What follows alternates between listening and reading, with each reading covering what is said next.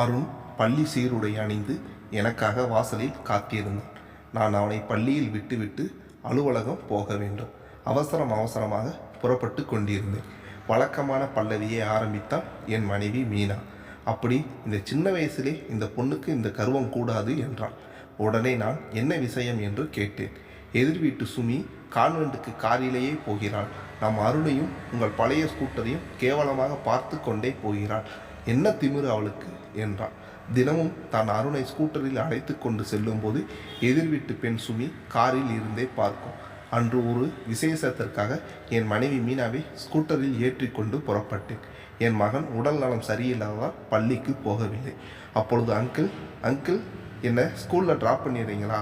எங்கள் வீட்டு car repair, ரிக்ஷாவுக்காக காத்து கொண்டிருக்கிறேன் என்று கூறினார் சுமி. என் மனைவியின் முகம் சிரித்தது. இருந்தாலும் நான் சுமியை ஸ்கூட்டரில் முன்பக்கத்தில் ஏற்றிக்கொண்டு கிளம்பினேன். வழியெல்லாம் சுமி ஹாரனை அழுத்தி அந்த சத்தத்தை அனுபவித்து கொண்டு வந்தாள். திருப்பங்களில் கை காட்டி சைகை செய்து கொண்டு வந்தாள். பள்ளி வந்ததும் தேங்க்யூ அங்கிள் என்று எனக்கு டாட்டா காண்பித்து விட்டு தன் நண்பர்களை அழைத்து இன்று நான் இந்த அங்கிளின் ஸ்கூட்டரில் ஜாலியாக வந்தேன் என்று குதூகலித்தார். நானும் என் மனைவியின் மீனாவின் முகத்தை பார்த்தேன். உடனே மீனா, அட பாவமே, ஸ்கூட்டரில் போக வேண்டும் என்று இந்த பெண் இவ்வளவு நாள் ஆசைப்பட்டிருக்கிறாள். அதனால் தான் நம் ஸ்கூட்டரை தினமும் பார்த்து கொண்டு சென்றாளா?